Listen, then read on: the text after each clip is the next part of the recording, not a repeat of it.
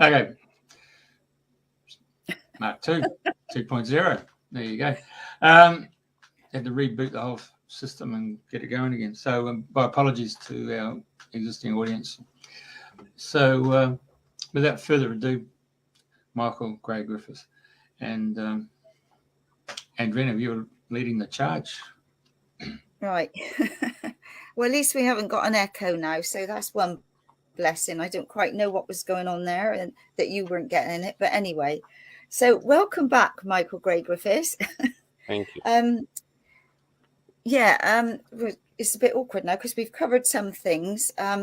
So you are a documenter for Truth, and you travel. Are you traveling mostly around Australia all the time? Yeah. Yeah, because you've got your coach called Florence, I believe. Jeff put after my mum. Yeah. Oh, is it? Yeah. Yeah, my auntie was a Florence as well, and friend the grandparents were Welsh, or one of them was. Yeah. Or her husband, so anyway. My dog's asleep. Yeah, that's it. So, how long have you had that? And I probably had that for about 6 months. All right, is that all? 6 or 7 months. Yeah, but I've been on the road. Before then, I was in a swag, mostly, or in another little truck. Yeah. Right. So obviously people can see you coming. So do you get stopped, flagged down, beeped at, and all sorts of things? And do you get people coming up to you asking to share? They want to share a story. They want to know what you're about, or they're asking you what you're about. Yeah, I do. So I generally turn up in a town. Some of the groups, the friendly groups in the town, might know that I'm coming, and I get a prominent park. I park her up, and then I wait. Sometimes that's Traralgon. Sometimes I put it up in. We put up the Forest of the Fallen, and just let that be, and that attracts people as well. And that's it. I haven't got the whole thing. I've got about 100, and there's thousands of them. So that, I don't know if you know what the Forest of the Fallen is. No, I was going to ask you that. Well, I was touring Tasmania, and we came to Launceston. There was a woman there, a young mum, single mum, and she had A4 pieces of paper with a picture of somebody and their story of their adverse reaction or if they died. And they were on a bamboo pole stuck in the ground. There was hundreds of them, and they were blowing in the wind. And so I did a story on her because I thought it was really beautiful. And I thought it was really powerful and very gentle. And so I did a story, and I called it The Forest of the Fallen, and that name's caught on now. And now there's hundreds of them. There's about 100 of them all over Australia, and they're going to America and Canada, so other people are doing them.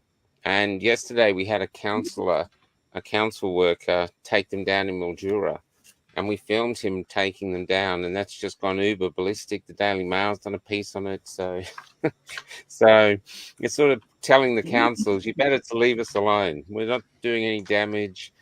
It's better to leave us, because if you take it down and we film you, you're going to go viral. People are telling me they've been calling the council all day, telling them off. So this is a picture of each person's loved one that's passed. Some are actually just injured. Some it's their own personal story, but it's all their own personal stories, and it comes from a website called Jab Injuries Australia. Right. So that's it. Yeah. Yeah, I know I saw something like that, and I can't remember where it was now, but they had, pictures just going along, and I mean, yeah. Well, it's just an acknowledgement, it's a shrine, really, a people's shrine, So when the council worker takes it down, unfortunately doesn't realise to a lot of people he's actually desecrating the shrine. So sacred space that's been put there. Trouble is that they're not in touch with some of the ways or the people now, are they? That, you know, there's still a big divide in the country or in countries. And this is what we sort of touched on earlier, that through all the different things that have happened, there was a huge divide, you know, between families, friends, and all sorts, all walking different paths.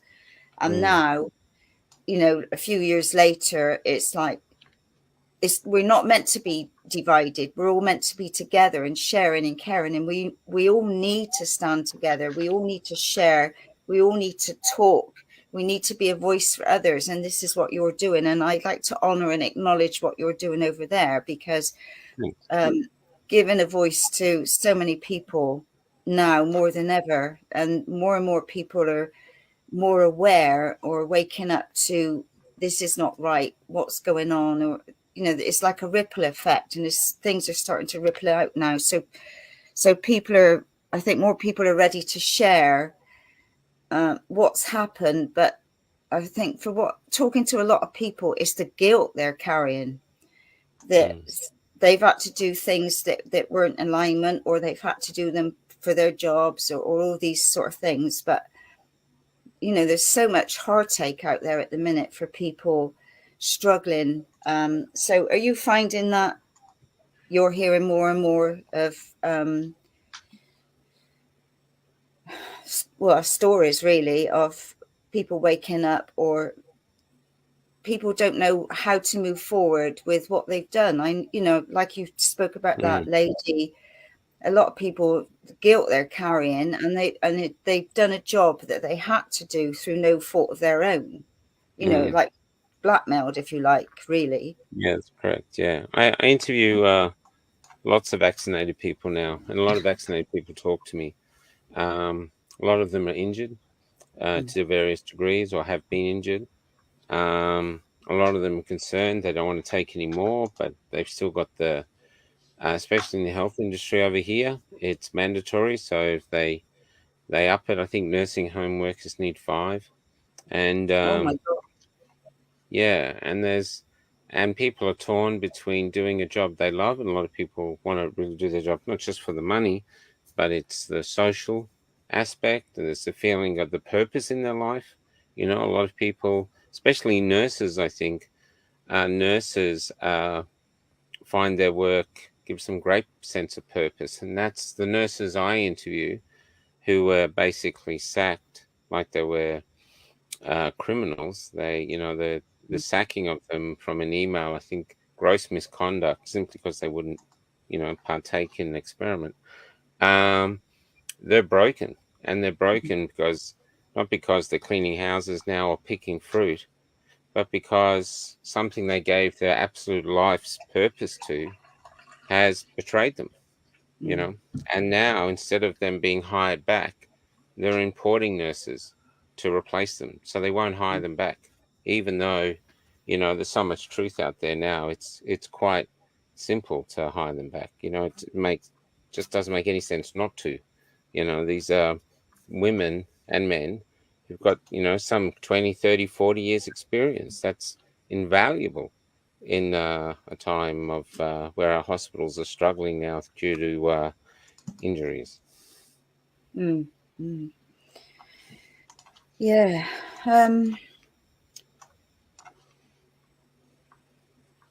Yeah, so it's like, this is such a heart-wrenching subject, and I know for some, you know, you're touching soul on so many level, and I didn't realize it over in Oz you still got to have all the jabs. So yeah, for a lot of jobs, not just nursing, the government's washed their hands with it, but the businesses have taken it up. Now some are changing, but there's a lot that aren't. Yeah, that's what I was going to ask. Do you see much changing now of this gradually stopping? No, I see those who decided not to comply are doing menial jobs, so they're being divided and being made into second or even third class citizens, where those who complied fully get the job. So you get employed now, not because of your aptitude, but your level of compliance. And I think it's eroding the fabric of my country and my culture. And I think we're cutting our nose off to spite our face. I don't think nurses are people that just go, I want to do that. I think they're gifts. These are people who want to care for us, and they want to care for us more than they care about money. And if you get a good nurse, you should treat them with kid gloves. And we violated them, and we don't need to owe them a huge apology and hire them back. And it's not just that; it's nursing home workers, disability carers, doctors. Although I think doctors had more power than the rest. Radiographers. Funeral directors. I've met funeral directors driving around the country, unable to do their job, wondering what to do with their lives. Amazing. While getting calls from the government, can you please come back and open up your business because we've got more bodies than we can deal with? But they can't because they won't comply. So Australia has lost the plot, is a great Australian saying, and socially, morally, it's lost the plot. I remember a friend of mine, we took a mobile home and we went out to a place called Nanda Gully, population of 9 out in the, went there for the pig racing. So all of a sudden you get 2,000 people turn up, and the festivities are fantastic. It was really welcome back to the 1950s where people talk to each other. It was a great social event. And we chose to drive south across the New South Wales border, and we stopped at a little town, Mungdanoi, and to get the petrol. And it was there we were talking to a truck driver, and just happened to ask him, how did you go with the lockdowns and so forth? Oh, yeah. We had to take the jab in order to keep the job, but then we got to a point, something happened in our district, and we all looked at each other and realised no more. And they realised they needed us truck drivers to get the toilet paper across the border, along with all the grocery supplies. And so I said, all right. And may I ask, what was the match that lit the fire that stopped you guys from taking any more? He said, we had 3 young ladies here in our district. Never before have we seen 3 of these young ladies give birth to stillborn children, and all had the jab. We said, oh my God. So that was in the country community. So that's just me. Just happened to be talking randomly to a complete stranger. So I can understand what I just went through, but for you, traveling around Australia, you're hearing stories left, right, and centre. To me, the biggest thing that's coming out now, it seems to be mental health. Oh, absolutely. Everywhere, people really struggling. And what happened in Australia is one of the greatest crimes was Koshi, when he came out and said, what are you going to do with your unvaccinated family members this Christmas? Now, in Australia, I don't know about in the UK, Andrew, but in Australia, Christmas Day is revered as a day of love. And most families, not all, but most families, even if they don't like each other, grit their teeth, come together, try stick it out for a few hours, and then go away and go, thank God we only do that once a year. But they still do it because of love. But Koshi allowed you now to use fear to not have to do that. And so fear defeated love. And the people who were ostracized from Christmas, it still tears them up when they talk, that the family said you can't come. Grandmothers not allowing grandkids to come, or the other way around, grandchildren not allowing grandparents to come. And it's something really broke the heart. And then following that was Anzac Day, did it again. This one was a bit different, I think, but the previous ones. But Christmas was it.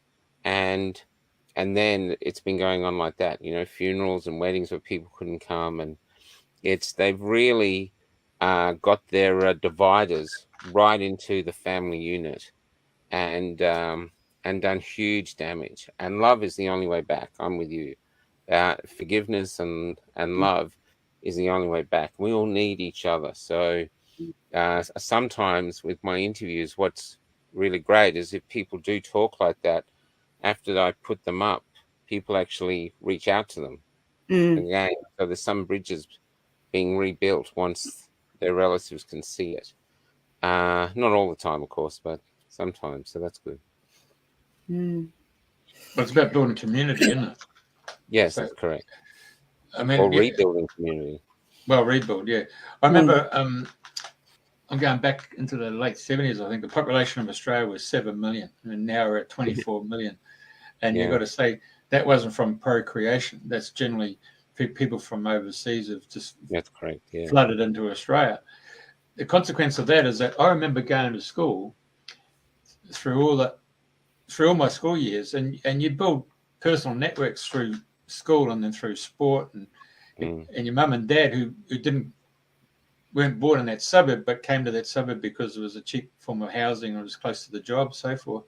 It was through us kids that they ended up meeting other adults and starting to build those bridges. And the other thing about community in those days was you only got a bitumen road if you're lucky, and then what actually happened is that developers came along and built the houses and they gave you a Hills Hoist, clothesline, but you got your neighbours and all your family members to come and put concrete down for the paths and a driveway. And I mean, how many mothers, young wives, I should say, had sheets hanging up in the windows until such time as the income came in and get themselves some drapes, and then to get the lino on the floor, and but you can see what happened. That's how we got our community, and so it seems to me like that's how we have to progress right this very moment, is to build that community, and perhaps in parallel to what's the existing infrastructure that's out there now, and get groups that come together that, okay, what resources and what knowledge do you share and bring to the table that we can then work together. And I think that's the way forward in this situation. Yeah, I call it, I've been telling people when I go around that whatever is happening, whoever's behind it, they have an agenda, they have a plan. And I don't think all of us are in the plan, but it's like taking us somewhere that we don't want to go. So we have to go in another direction. And I say to people now, even though you're suffering now, you actually could be one of the most important generations in our country's history, because you could be the architects of the new Australia. It's, even if you don't get to see it because the battle is that long, you'll be setting people in the direction of where we want to get to, with some really core fundamental freedoms that we never surrender again. Value system, get a value system going, and I think this is a time for philosophers, and a lot of Australians, even though they don't know it, they are philosophers. You've just got to get them talking, and once you get them talking, they all have very different points of view, but I think it's very, very healthy to get people talking. And what I'm dismayed about is the more I travel, the quieter it gets. People are really terrified to speak now. They'll speak to me personally, but they won't have anything recorded, not even in audio. They're really frightened of the repercussions, and so they're defaulting to silence. But unfortunately, that's the trap. You default to silence, and what you do is you're going to enslave yourself, your children, and chances are their children.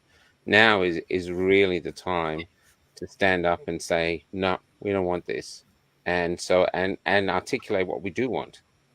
So now is the time for Australians to rise and be the generation that the next generation will build shrines to commemorate fabulous victory that we wrought.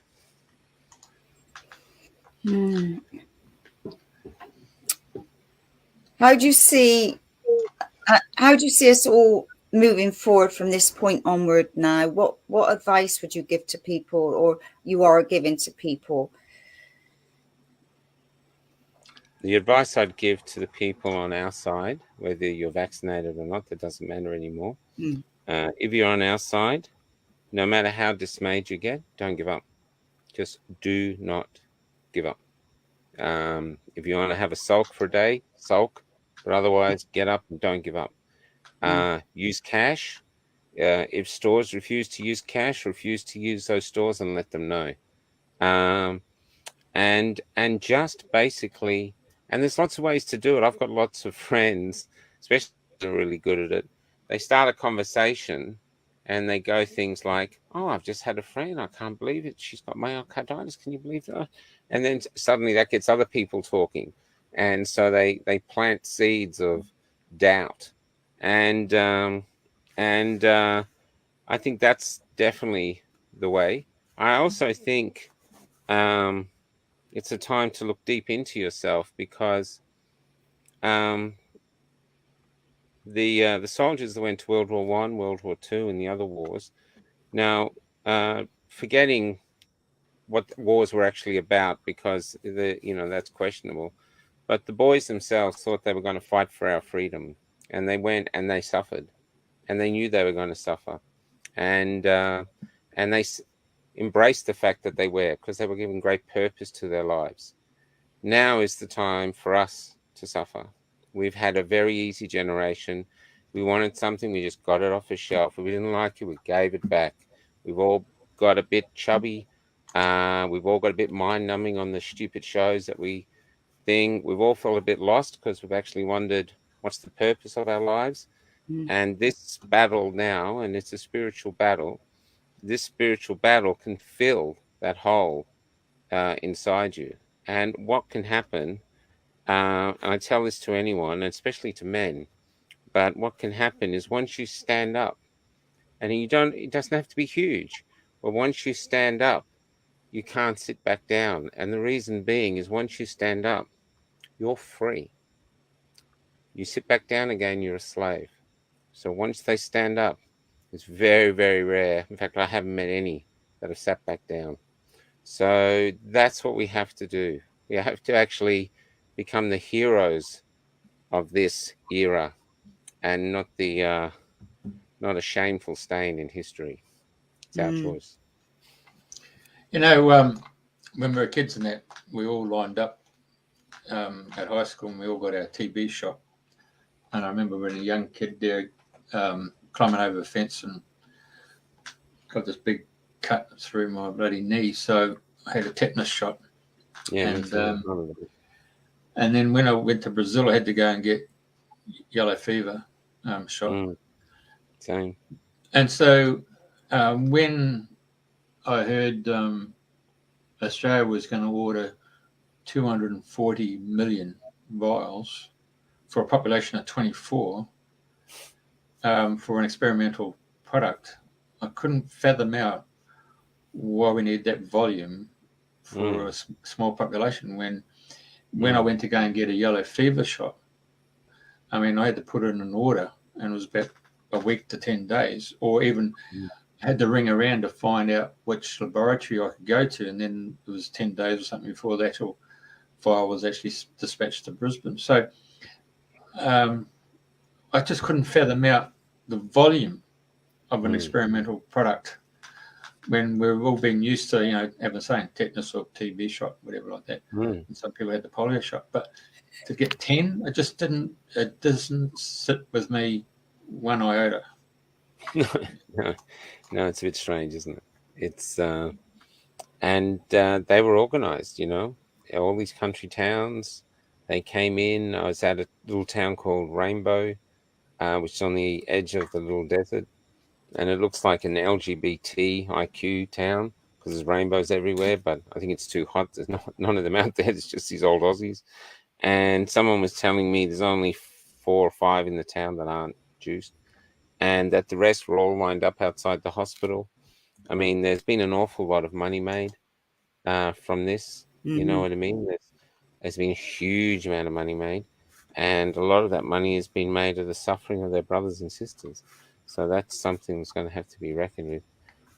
But the rollout, they've been to the Indigenous camps.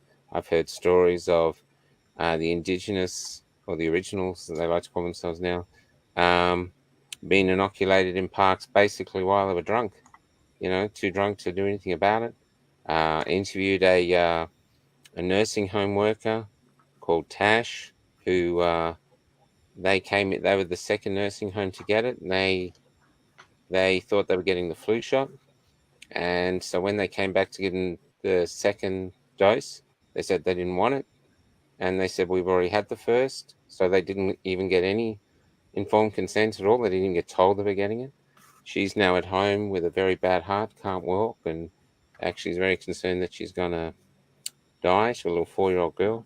And there's carnage out here. There's like a tsunami of fear has swept over the whole country. Everyone's gone silent to prepare and hold on for the next one coming. And there is carnage, social carnage, physical carnage, spiritual carnage. And amongst it all, there are these incredibly brave Australians, a lot of them grandmothers, but there's a lot of men joining them now. A lot of young people too. I meet young people that are standing around, and what they're doing is I think they've realized that under great duress, instead of breaking, they found a compass in their souls, and they can see which way it points, and they just get on that path and head towards what I suppose people could call God, and they head that way. And it reminds me, there's a psalm, I think, if you walk between the shadows, the valley of shadows or something. I'm not a great Bible person. Valley of death. The valley of death, yeah, it reminds me of that. And these people are very committed. They have a lot of losses, like election losses. They try really hard to raw change. Things don't work, but they don't give up. They get up and they do other things, or the group they're in splinters. So they set up another group, but they keep heading towards the light. And I'm in awe of them. I'm quite blessed to record their stories if they're willing to speak. I feel quite blessed. Yeah, gosh. I know, like we had stand in the park groups here that really took off, and there were gatherings everywhere, and I think you had them in Oz as well, didn't you? I think it started in Oz. Stand in the Park started from an Australian called Brody, who I'm yet to interview. I'd like to interview, but he's pretty secretive. And that's in every town. Sometimes I go to a town, if I actually go, so where do they have the Stand in the Park? And it's entered the language now. So the vernacular. So they go, oh, it's down over there. Even the other side knows. So that's really interesting. And it's a very beautiful, powerful, simple way to protest, Yeah. And I mean, and if people are on the edge, don't know what to do. I mean, if they just find because yours on Sunday, I mean, ours was on Sunday mornings at 10 o'clock. Yeah, that's right. That's correct. And, if people still head to those parks and just, people welcome you, and it doesn't, you're complete strangers, but next minute you're talking and you're all sharing, it's bringing back coming together. And that's so important more than ever. Well, it's a really cathartic process, isn't it? Because if you go down and meet like-minded people who have gone through the same, or you're walking in the same moccasins as them, it's almost like the old days of going to mass and then asking to go and have some confessions with the priest. So that cathartic process of being able to speak from your heart and the soul with other like-minded people, it just helps your mental health and your capabilities. And staying in the park also means you're in nature, and also you're getting the sun and getting that vitamin D into your body. Well, that's right, you're in nature. It saved a lot of people. It's done a lot of good. There's a lot of, because what it does is when you turn up, you have your tanks refilled, because out in the other world you can really feel sometimes you're going crazy, and so it helps you regain your sanity. It's a beautiful thing. So the elephant in the room is my fellow. The elephant in the room is my fellow media players in the print media and the radio and the TV who've been promoting the aspect of you're nearly dead and gone and buried. And I mean, in the advertising world for this media industry, you either get funding from the federal government, state government, or councils. It's either real estate developers, it's either the financial industry, and the car industry, and these are prime sources of income coming through. So if you're dead and buried, and you want to maintain your job, and your business, you're going to be. And as you know, in the old days, you'd go and say, "I'd like to take some advertising with your newspaper, and can I have some editorial?" And they'd say, "No, I won't do that. We'll give you some editorial." But if you were checking in $100 million, Rivers of Gold, that's what they called it, wasn't it? The advertising was called Rivers of Gold. Of course it was, but that all dried up. So, and as a result, now you're seeing someone throws in $100 million from the federal government. You're going to get advertorial, aren't you? That's right. And advertising radio, they'll say, okay, we're going to charge you $130 for an ad, and you've got to have 20 ads. But I'll tell you what, we'll give you another 10 ads as complimentary. So in other words, instead of divesting the $120, $130 an ad and bringing it down to 75, they're maintaining their rate card at 130, and then people don't have to see that they're giving them a free 10 ads, or they're giving them a blurb by the announcer giving it a kickstart. We used to call it hero worship. Today's new terminology is influencer. It's the same thing. Yeah. That's really interesting. Yeah. So I meet a lot of old journos. There's in Perth, there's a great journo over there. Used to be a major journalist. He's on our side now. He weeps for what's happened to journalism. There's another photographic journalist in Albury I'll probably run into again. He does the same. Just his heart breaks when he thinks of what's happened to journalism. And I saw the death of journalism in Australia. I sent you a picture through of the armoured vehicle. That was shot over my shoulder in the city of Melbourne on the morning of the Shrine protest. And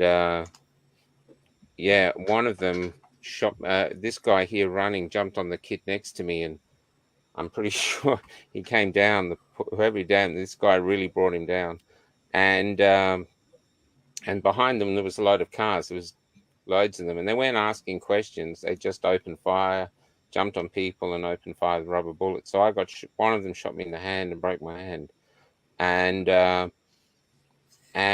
But further down the street, I came across a Channel 9 or Channel 7 news reporter. I don't know who. It was a woman with blonde hair and a mask on, and she was looking at the camera, and the cameraman was looking at me, and he was weeping because and not just because of what I was doing, but these guys were behind them shooting Melbournians, and I was begging them. I showed them my hand. I was begging them, saying, they're shooting our children. Just turn the camera. And people say, they'd lose their jobs. But if there was 1% of a journalism in either of them, if they turned the camera, they would have had a Pulitzer Prize winning shot. But they just ignored it. And then in the evening, they were calling us fascists and Nazis. That's what these people did. They saw what I saw, what I saw, and they went back and they lied. It's unbelievable. And eventually they stopped because an Instagram video came out, and there was a young man who was bleeding profusely from his head. And the story was that he'd been killed, but he hadn't. And we're aware of where he is now. I haven't talked to him, but a colleague of mine has. And he's too terrified to speak. But then they stopped shooting.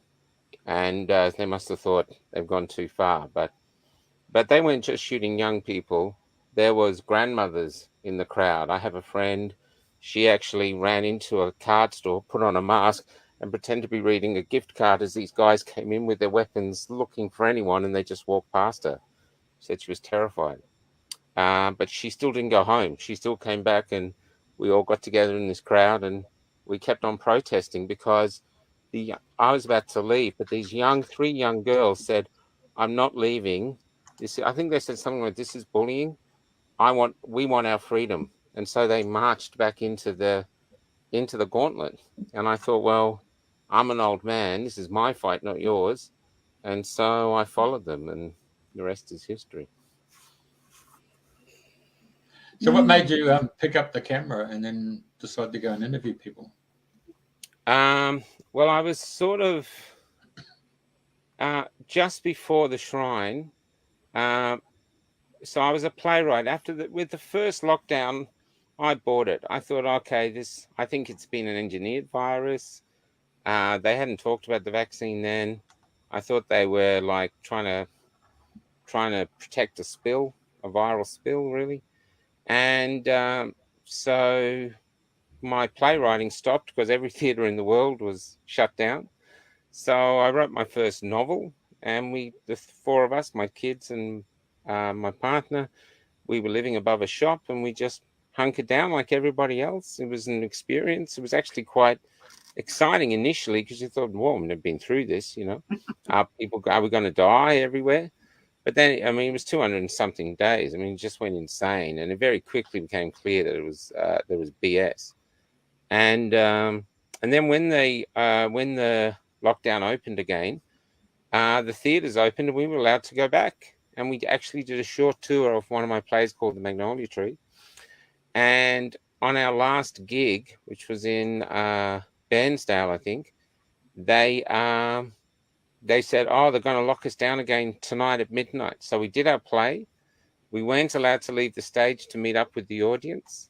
We jumped in the van and we raced back to Melbourne thinking we're not going to get back to see our kids because they're going to lock Melbourne down. But there was no one there to stop us. And then when that lockdown finished, they said they started celebrating the fact that they're going to open the theatres and segregate audiences. And I was, there's a director, I don't know if you've heard of him, called Bruce Beresford. Yeah, he directed Breaker Morant. Well, they got some funding because of the success I was having to direct one of my plays in the town called Sale. They got about 100 grand. And he came on board as a director, and I met him, and it was really exciting. And we thought, wow, we were all worried about COVID, of course, shutting the world down again, but we were really excited. And then they said they were going to segregate audiences, and I made an announcement that my theatre company will never play to segregated audiences ever. It's a cancer of the culture's soul. I saw the Mandela Days, and I'm not gonna participate. And I got cancelled. And so they actually got up hate pages, other playwrights and actors and directors. They had pages on Facebook of just hate about me, saying mentally deranged and all this other stuff. Needs psychological. That's McCarthyism, isn't it? Yeah, in yeah. The United States. Yeah. But on the same day, I could see what had been happening with lockdowns, that freedom of speech was under attack. People were being censored like crazy. So on the day I made that announcement, I set up Cafe Lockdown, it was called then, basically to just defend free speech. I thought, I'm an old man. I'm just going to do something. I've got to do something. I can't leave the house. I'm going to defend free speech by talking freely for an hour a day and getting anyone on, just like this, who will join me and talk freely. We'll defend free speech by exercising it. And I had no idea where that show would take me. I didn't think I thought maybe it'd last a couple of weeks if lucky. But instead, it's basically, I have a saying that beyond my dreams lay a destiny. Who knew? And now I'm still in the current of that destiny. I might end tomorrow, might go on, I don't know. So I just follow it. Yeah, I just try to keep up. Yeah. And your family's still with you, or what's happening there? My family's in Melbourne, and so mostly my kids are grown, and it's for a while I was with my colleagues, Cret and Wendy, when we did the really big trip around. We went every 115 days on the road, and most of that in a swag, or if people would lend us a spare bed or a couch. It was really community driven, and that was incredible. Interviewing, I think we had 1 or 2 days off. We were just going, get up, drive to the next town, all these remote towns, interview people. I think the record was 15 interviews in a day, and we just get them up, move on to the next town. And at one point, I remember looking at my phone and going, wow, because I had a camera and all the equipment, but I threw it away because it was just easier to use my phone. And at one point, our Facebook page, before they shadow banned it, was reaching 5.6 million people a month. And just from letting Australians speak. We were constantly getting censored, and then we got heavily censored. Now people have to actively go to my page to see the lives because we're so heavily censored, you know. So, and we get threats all the time, they're going to take us down. And all I'm doing is letting Australians speak. So if they do, they're just making it very clear to the whole country, the only people that can speak in Australia are the ones that will stay on story and support the narrative. Anyone else, get ready to be censored. That's what will happen. That reminds you of like 1936, with the emergence of the National Socialist in Germany, and of course Joseph Goebbels was the master of propaganda. So obviously, right. He'd be rubbing his hand in glee to say that it's been taken to another level. Yeah, that's exactly right. That's what we say. So people, when you do the parallels, people freak out and go, "We're not killing people in yet, not now. We're in totalitarian kindergarten. That's where we are.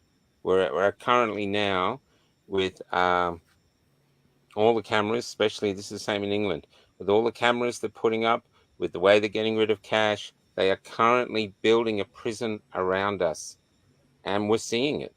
And we're not doing anything hoping it'll stop or it'll go away, and it won't. They're actually building our prison. 15-minute cities, this is what they're doing. They're doing it right now while we watch, and then some other idiots support going, "Oh, I'm going to save the planet." But what they're really doing is getting ready to enslave future generations of people. It really is a war on humanity. And so people say, "Where'd you get the energy to keep going?" I go, "I'm a war correspondent. I'm in recruitment. You know, I'm trying to get people to join us by sharing people's bravery. It's a war, and I'm not going to leave this world to my children or the grandchildren I've never met without going down fighting. I'm not doing it." And so that's where I get my energy from. Now, I want to talk about my fellow brothers and sisters in the media industry. When we got another name for them. Well, they're going to be watching the show. I mean, they're going to pick up some pointers there and sort of, okay, well, there's someone illustrating what's going on. The point I was going to make there is that how come they gave so much airtime to a bunch of Indigenous people at the old Parliament House who took the time to burn down the front door, and yet, contrary to that, 1 million Australians just mobilised without any major drum being beat by mainstream media and descended on Canberra and turned up in Canberra. Over 1 million Australians. Why wasn't that on the front page of our TV stations, newspapers, and all that stuff? I can't fathom out why my fellow brothers and sisters of the media industry never took on board 1 million Australians of all different ages and all different ethnicity who've come from and seen things over there. Krishna over there, and I think how you pronounce his name, from Romania. And we've seen all these different dictators in Chile and the guys in bloody Cambodia. I mean, these people have been genuine refugees who come to Australia and seen what's going on, and we're standing side by side. They know it. Before I talk about ethic, one of the most profound moments was the real goal was that they'd locked the WA border, and my mother's in WA, and so that was one reason to go see her, because basically they were making it look like I'd never go see her because I'm not unjabbed. And two, I thoroughly believed that it was a bad law and bad laws need to be challenged. So the first big tour called the Deplorables, where the first goal of that was to get across the border during the day, you know, and actually get it in. And when we were at Nullarbor Roadhouse, which is the last roadhouse before the border, and so the border's in the middle of nowhere near a place called Eucla, a border town, and we were at this roadhouse that was very quiet because nowhere near the amount of tourists that are usually there. So you're really in like an outback, you're on the fringe, on the edge of the bush, and there's no trees, there's nothing. It's really a wasteland. And I remember saying to my colleagues, we could be the only unvaccinated people out here for thousands. All these other people are all, because there's no can't be here. And at the last town, Ceduna, which was well over 1,000 kilometers behind us, there was all these refugees from WA who couldn't get back, and so they were trying to live in caravan parks. They were trying to make lives in this Ceduna. So the border is, if you go to the edge of that dark yellow, there's that's there, yeah. There, around about there, yeah. So that's the border. And when we came back to the truck, there was this man in his 30s. He was unshaven. It was cold, so he was in an overcoat, and he was living in his van. And he'd come from Perth, and he wanted to know whether he could get across the South Australian border, because he wanted to visit his parents in Queensland who were unjabbed. And then he finally admitted that he was unjabbed, and they were Hungarians, and they'd left Hungary while the USSR was in charge, so they'd escaped communism, perilous journey to get to Australia so that they could give this son, freedom. And here he was in Australia, a refugee himself, unsure whether he could cross borders. It was prophetic. And so the people from former communist countries or totalitarian countries, they know exactly what's going on. They see it. Camp Epic, I was there from the start, really, very early on. I just had to go, and most people I interviewed said they had to come.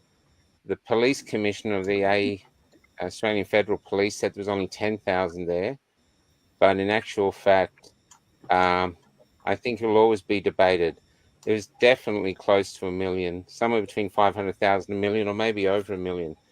I'd never seen so many people, and they came from all over Australia on their own volition. They brought camping gear. They even came from islands like Norfolk Island and Tasmania. They did all these things to get here. And the Friday, I think February the 12th, was where they were turning up en masse. They'd be turning up on Thursday, but Friday, this little this camping ground, this showgrounds, had a traffic jam 4 hours long from morning till night, right past midnight. And people would wait 4 hours to come in, and all the way in, they'd be cheered. It was a whole day where the whole day, everyone was cheering all day for everyone that turned up. And no one wore a mask, and we all hugged each other. And it was, I believe, it was a gathering of people who'd come for the birth of the freedom movement. I believe it was a spiritual event, and everyone who was there, most people agree that it was an absolute spiritual event. And what was happening was, I noticed that there was no journalists.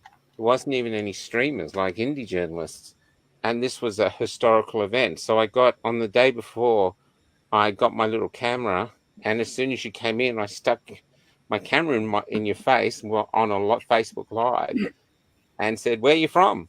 And what's your name? Where you're from?" And thousands of people were watching this, and I think that motivated other people to come because they saw, "Wow, look, this is something great." So, and it was one of the most extraordinary days of my life. And then I realized, as the camp filled, that the mainstream media was ignoring us. The politicians were ignoring us. The majority of Australia had no idea because those two weren't letting them know. And I realized, who are these people? Who are these people that have come from all over? There's no way that many people would come all that way on their own volition to get the booster. No way, no how, ever. They came for freedom. I had a saying on the day there, because I'm a playwright, I said, once in your life, if you're lucky, if you're incredibly lucky, once in your life, an event like this will happen. And if you're extraordinarily lucky, you'll be there. And what happened on this dead, sort of hard, cold earth, especially the back showgrounds, was a flower, a really extraordinary rare flower emerged. and the petals were Australians, and the fragrance was freedom. That's what happened that day. Magical. Never felt. Kids were playing with each other. Everyone's walking by, friendly, sharing everything. It was extraordinary. Everything that was good about Australians was there. It was amazing. Where was I going with that? But that's my what understanding started was they cleaned up the site too, isn't it? They cleaned up the site before they left. Right. Yeah, and that's right. But that's what it was, though. They no one knew who these people were. So that's where it really started. I just started going, what are you doing here? What's your name? What are you doing here? I gave them the first act and they filled it in. And that's what I started doing. After about 22 days, I left Canberra in this little truck, which had end the mandates on it. And I had a Polish guy with me, and we went to Sydney. And then when we were coming back to Melbourne, we stopped in a town called Orbost. And there was all these people waiting to meet us. And they wanted to tell their story. And so I sat there and I recorded their stories.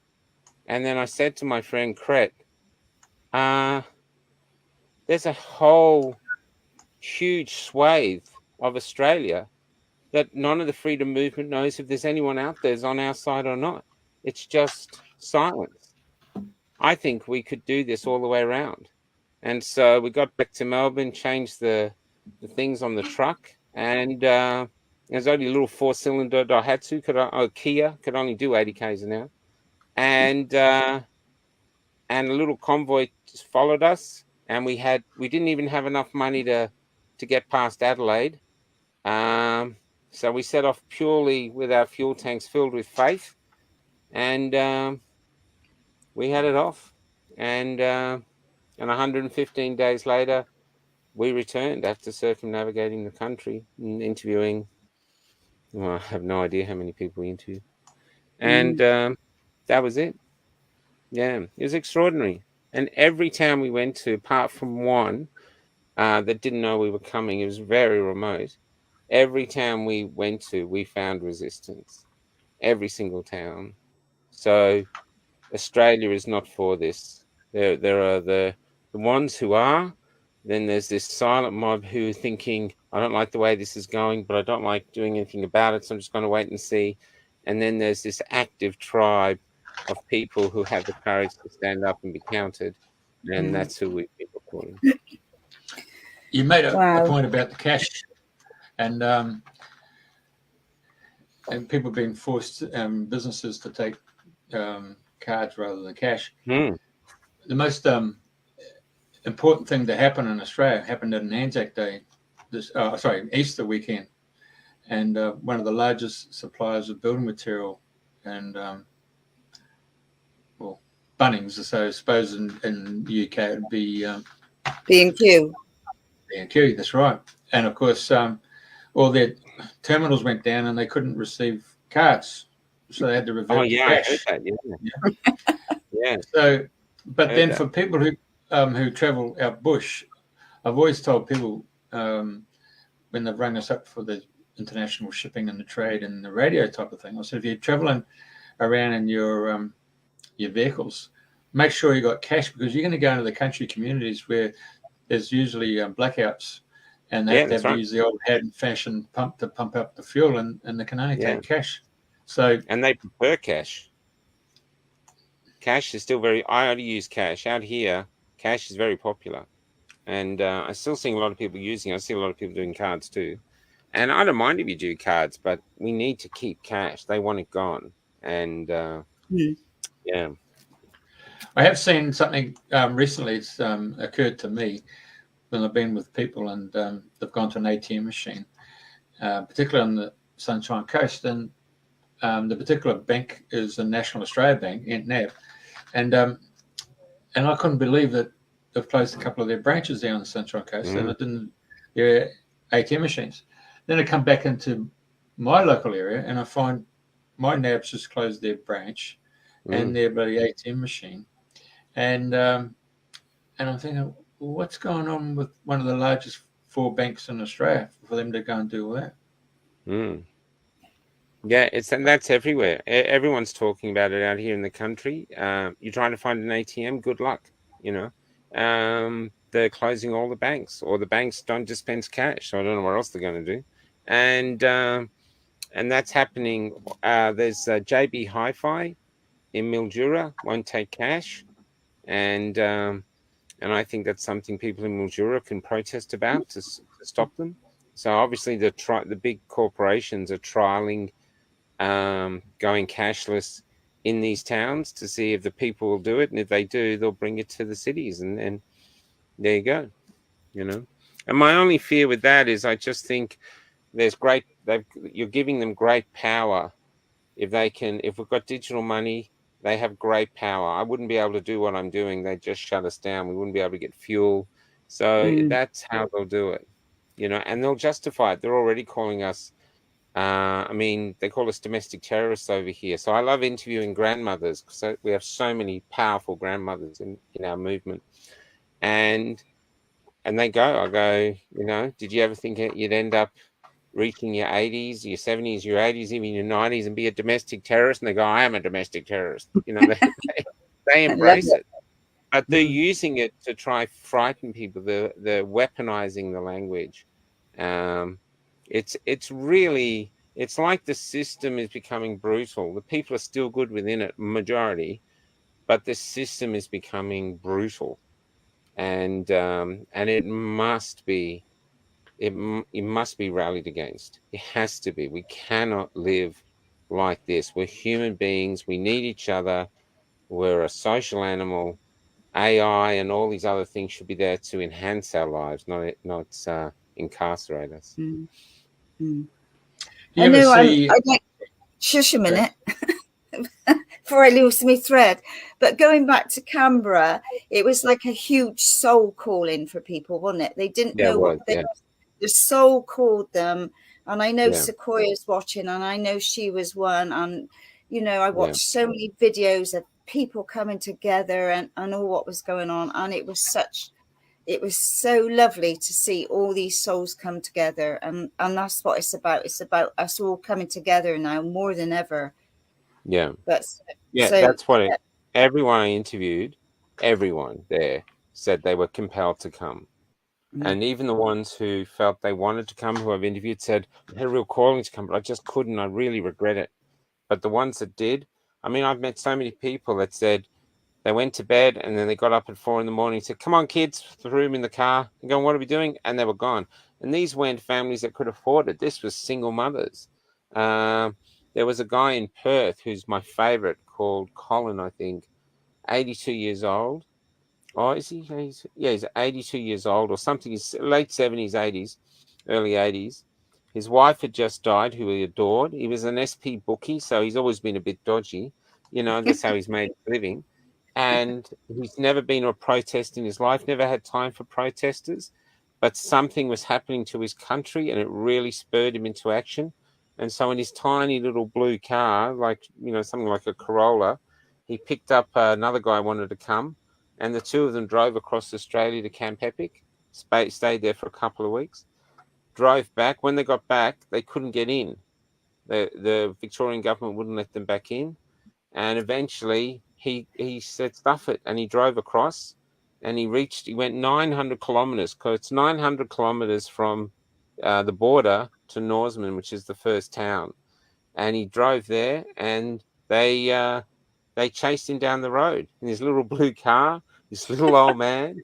The cops chased him. It was like 6 police cars to arrest terrible domestic terrorists, which is just basically a grieving old man who was grieving for the loss of his life and the loss of his country. And now they've created this monster of a freedom fighter. He's so articulate. He talks to the cops. He doesn't hit them, but he just goes, what are you doing? You know, he just really bangs on in their conscience. I've seen him, he's been arrested. He's had his hands. They've heard him when they've arrested him.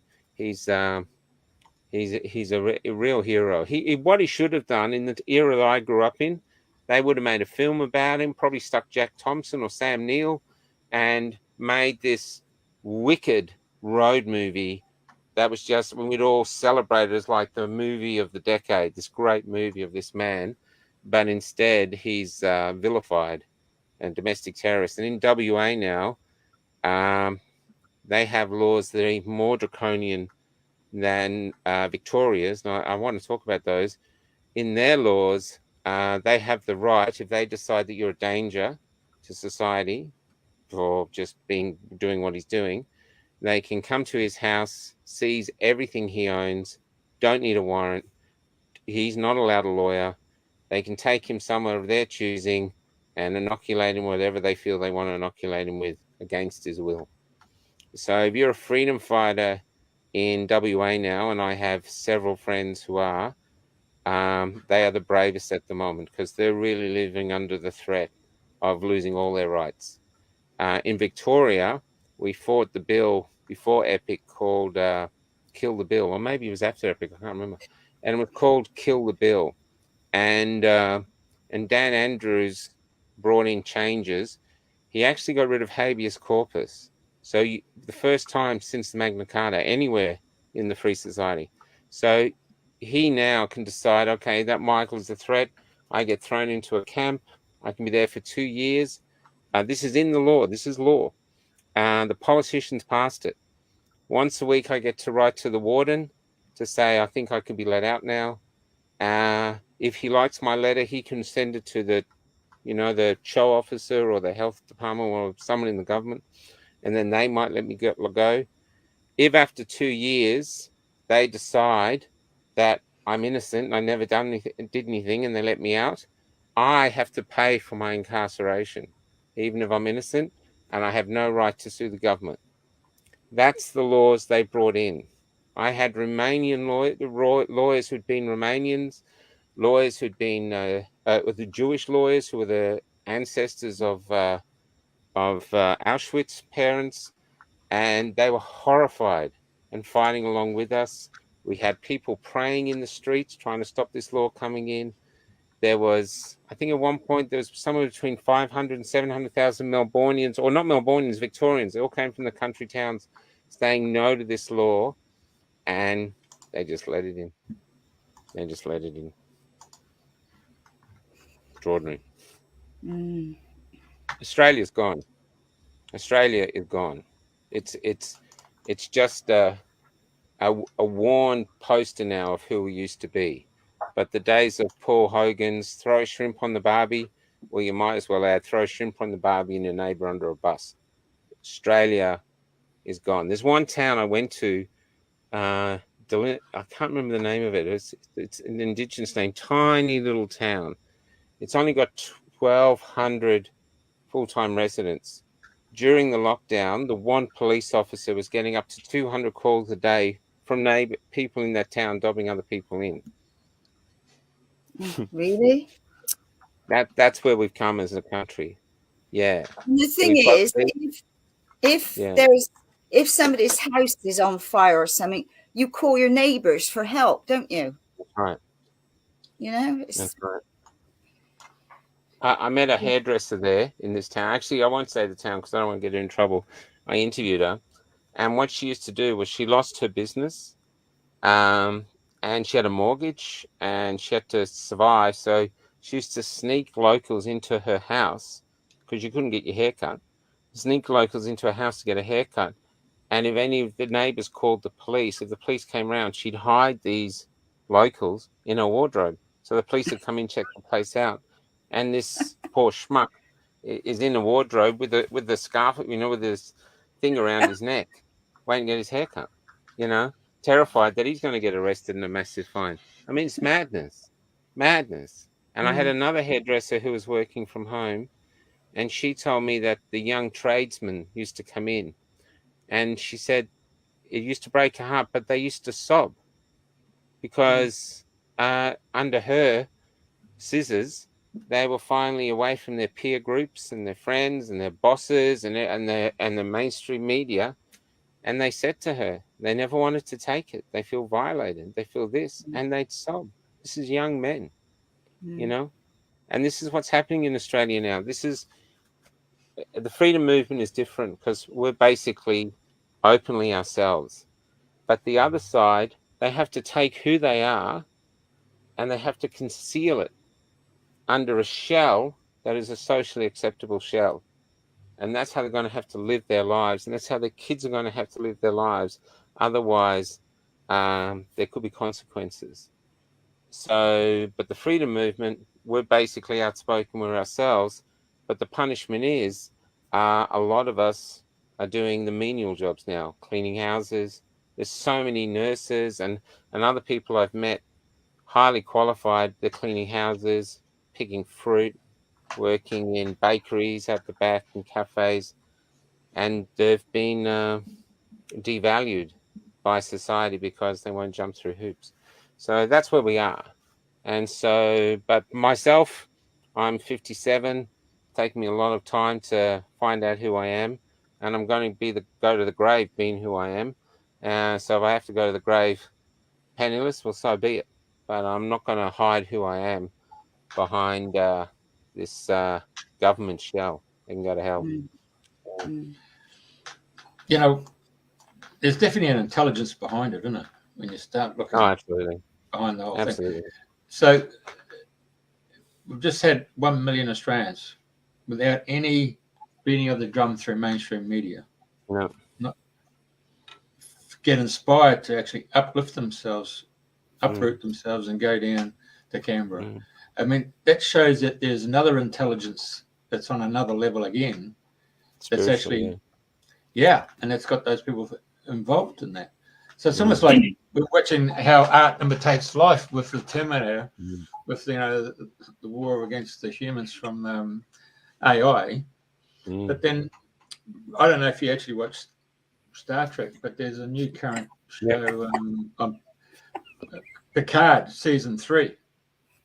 So I don't know if you've seen Picard season 3, but it's a really ingenious way of actually saying, hello, we've got a problem here where a virus has been installed through the transporters that's got into everybody who uses a transporter in Starfleet. And then there's a signal that's beamed from a Borg ship that actually just, boom, straight away turns them into the Borg. Futile is, resistance is futile. Oh my Lord. Yeah. And so I know where you're going with this. So Picard has to use a vessel, the Enterprise D, museum was, team from the previous series, to go there and be the cavalry to actually realize, okay, we've got an issue here, and the only issue we've got to do is look at how to take out the transmitter. Well, the transmitter is in the Borg ship, so they've had to go and take out the Borg ship in order to stop that broadcast. So in terms of the media industry, with radio particularly, in World War II, we saw the Nazis, head out their propaganda on their frequency and beam it out to France and beam it out through Belgium and take it out to England. And so the English and what you would call ultra, or wasn't that Tokyo Rose another one? Wasn't that? Yeah. But what they have to do is actually find that frequency, and then England's got a amazing big place up at, I think it's Berkshire, just north of London there, and it's got the ability then to broadcast a jamming signal. So they can get on that frequency and hit it with so much power as a carrier wave, and then knock out the Germans from hitting them with their propaganda. So, there is a war, and Bletchley Park was the home of the code breakers, and that whole concept is out there. So really, I would have thought that our military people would have been more alert as to what's going on. And there's another play there, and that play was carried out by Trump when he set up Space Force and created a fourth, well, you could call it the fifth, actually, military force in the United States. So where are we going with this technology that's well advanced that's not actually in mainstream? Because that's what normally happens. Normally these devices and all that stuff are probably 20 years ahead before it gets released into the mainstream society. So just how far advanced are we, And because what I'm saying to you is that if 1 million people just inadvertently just got up and went, some intelligence mobilized those people. And so the same but a different form of intelligence reached out to people to go and buy toilet paper. Why did that all of a sudden around the world people would want to go and buy toilet paper? I mean, that's a great point. That's still been a strange thing because it's never given anyone diarrhea. Even side effects from the vaccine aren't diarrhea. So there's that's really, really, really interesting. Yeah. So what broadcast that to get people mobilized to go and do that? Yeah. I mean, so, these guys in the CIA in the 60s were working with, psychics and all that stuff because the Russians were working with psychics. And then they were looking at parapsychology and looking at the brainwave and all that stuff of humanity. So I'm quite sure if you could find the frequency level of humanity, you could broadcast on that. And then you could actually... that's really interesting. Yeah. Because the toilet stuff was crazy. I've got a joke that if you want Australians to fight for freedom, wrap it in toilet paper. It's the only thing we've seen them fight for. It's just the truth. I'm sorry. That's it. It's because they were actually physically fighting in the aisles. And, so, yeah. Yeah. So all I'm saying is someone's broadcasting a signal that mobilizes it so they could actually test it and see how it would work. Yeah. Mm. So my point is that... that's that thing now they showed you. Sorry, go ahead. Yeah, my point I'm making is that those people who have done the spiritual journey and have done the deep-seated pranic healing, or they've gone into deep state of meditation, any forms where they've actually been able to adjust their brainwave activity, so whether it's alpha, beta, delta, or theta. So if they've been able to raise their vibration, then they've been able to step out of that broadcast. Because I couldn't understand why people were running around buying toilet paper. For me, I just couldn't fathom it out. That's right. There's a lot of things I don't understand anymore. You and me both. God.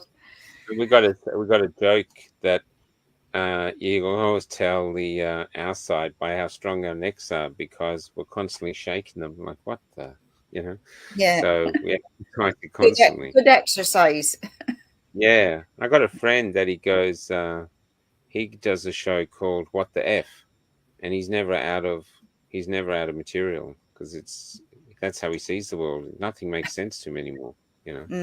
So yeah, and now they're doing things like cancelling Tucker Carlson. So obviously, I'd say my days are numbered. And sorry, what did you say? They're cancelling Tucker Carlson in America. They sacked him. And the CEO of Veritas, who did that great Pfizer reveal, we got that guy talking about Pfizer. He set up the company Veritas, and they got rid of him.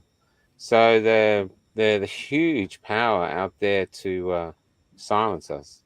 Absolutely. And sadly, I don't know about England, but there's a lot of Australians that'll just go, oh, well. And so, yeah. So, I don't know.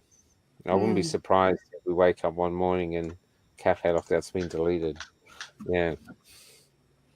Well, you're doing a fantastic job. I really honour what you're doing because it's not easy to listen to all those stories, but obviously it's just so needed. It's so important. So I tell everybody to follow your journey and to support you and help you, and we'll share this far and wide.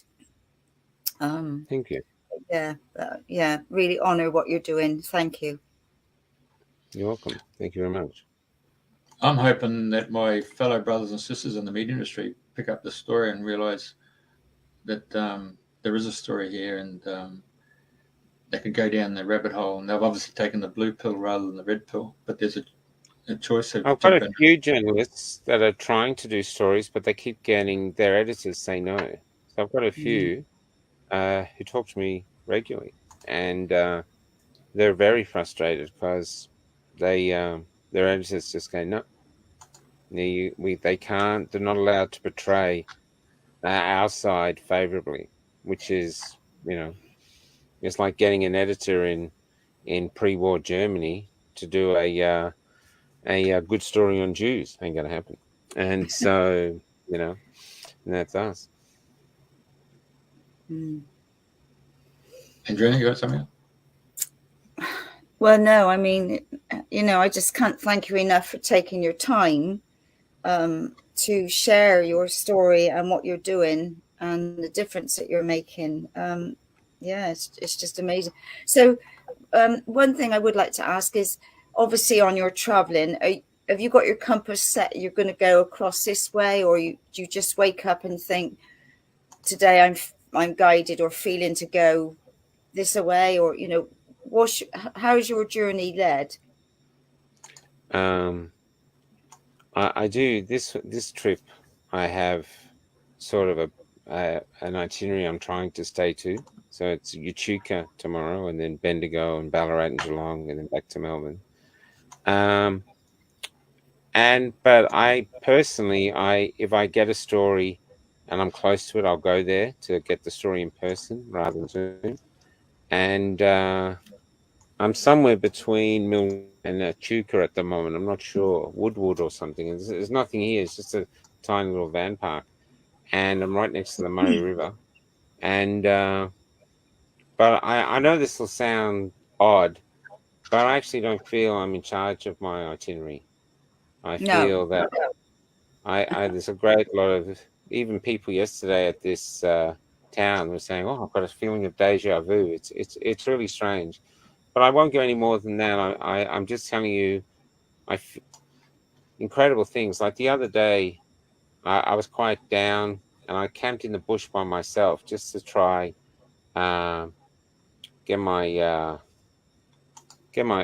together. Not that I was depressed, but you're hearing so many awful stories and this and positive stories, and you're just trying to focus. And because I try not to go down too many rabbit holes.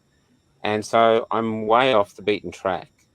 And then suddenly got my dog ready to go. We're all ready to go. I'm just having some muesli, and a Harley Davidson appears out of nowhere and is coming towards the bus. And I was thinking, okay. And so I went out there with my bowl of muesli, thinking this can go one of two ways. And Clint Eastwood, eh? Yeah, and he turns up next to me in all his black helmets and stuff, and I'm looking at it thinking, what's going to happen now? And he goes, "Hello, Michael." And he was a deeply spiritual man who lived on a farm about 50 k's away, and he came and he wanted to share his story, and he wanted to pray, and it was like an angel turning up. And that's what it felt like.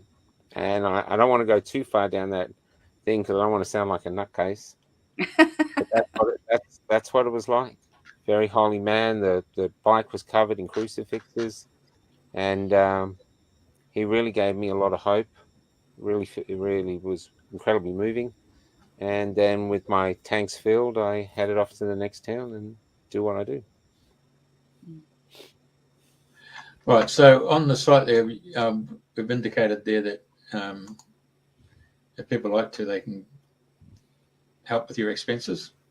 Yeah, if you go to cafelockdout.com, there's a donate button. If you help, it all goes into fuel.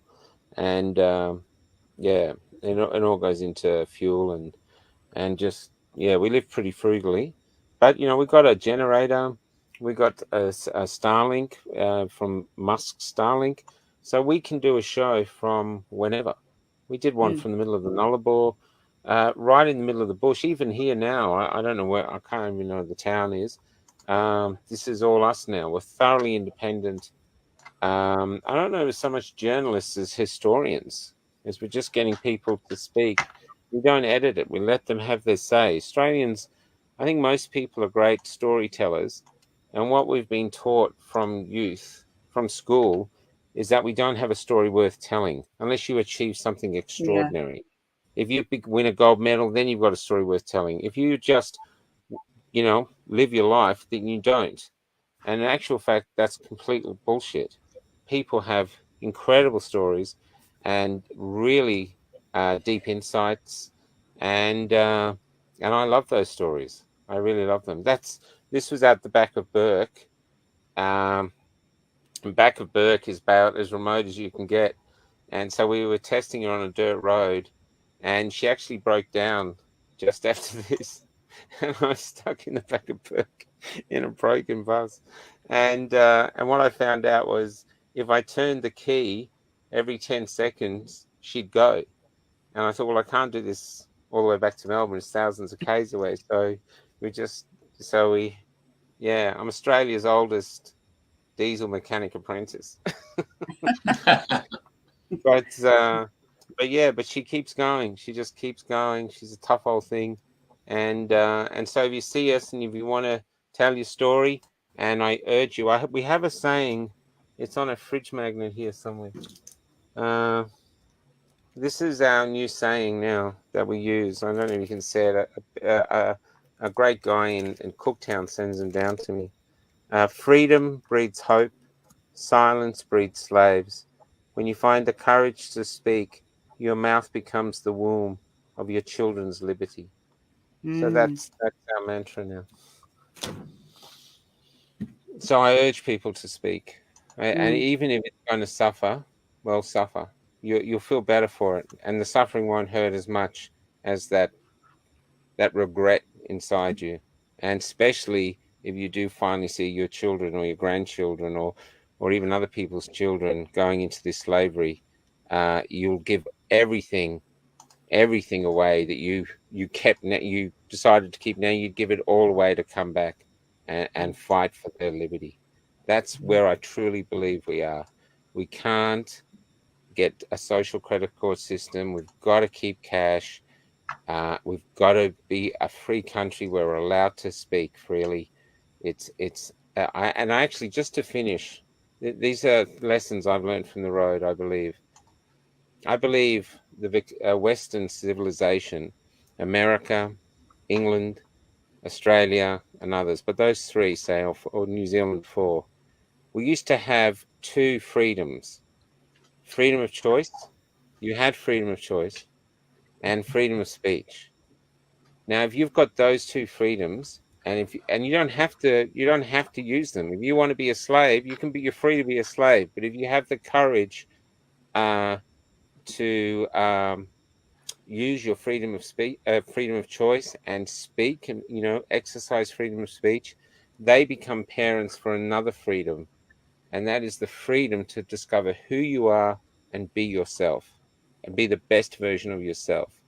I think that is might be a challenge or a goal we are given from the universe or God to find out to become the best version of ourselves. Might even be the Holy Grail. And so to me, that is why people have risked their lives to come to this country. They don't get on dodgy boats to come here to own a milk bar in Coburg. They come here to give their children that freedom, the freedom to be themselves, follow their dreams, and create a world that we all benefit from living in. That's what we're fighting for. We can't give up. Right. Well, I think on that note, I got no idea what the time is.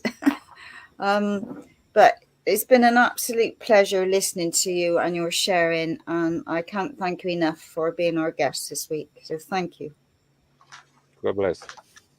Yeah, God bless to you, Michael. Really brilliant, mate. All right. Remember, folks, send that money across to Michael. This is where's his website? There it is. Hit the donate button. And come along, find me and speak. And on Cafe Lockdown, there's a map that shows exactly where I am. It's I know ASIO's short staffed, so I do their work for them. They can always find me. All right. Thank you very much for sharing your wisdom, knowledge, and thank you for, as I said at the beginning of the first particular show, I saw you as Kerry Packer's 60 Minutes with Jan Event, Ray Martin, Ian Leslie, and George Negus, and Australia really needs. Well, you're the next generation from those 4 investigative journalists, and everybody in Australia was glued to that show. It was fantastic. You really brought out the wisdom, the knowledge, and the understanding, and the truth. And that was the hallmarks of great journalism. And you've carried that. You carried the torch, mate. It's bloody fantastic. That's a huge accolade. I'm not sure I'm worthy of that accolade. That's a huge. I know those people. They're giants. George Negus, Ray Martin, giants. Jan Event, yeah. So that's really lovely to say. I'm not sure I agree, but it's really lovely. Yeah. No, I've been around long enough to see it. I mean, George Negus, when he was interviewing the Russian guy, Alexei, whatever it is, I can't think of his name now, and he said to him, Alexei, would you like to come and live in Australia? And the guy goes, George, east is east, west is west, but home is always the best. Alexei lives in Australia now. He was actually telling George, excuse me, I've got minders to the left, I've got minders to the right. And he came with a great rhetorical response. It was fantastic. Okay, so we'll just put some of the thank yous that are coming up. And of course, those people who've been watching will actually share the show. And of course, Andrena will be able to give you the link too. And yeah. I'll email you the link when we finished. Yeah. Thank you. All right. God bless. Thank you very much for coming on board, No, Michael. thank you, everybody. Thank you.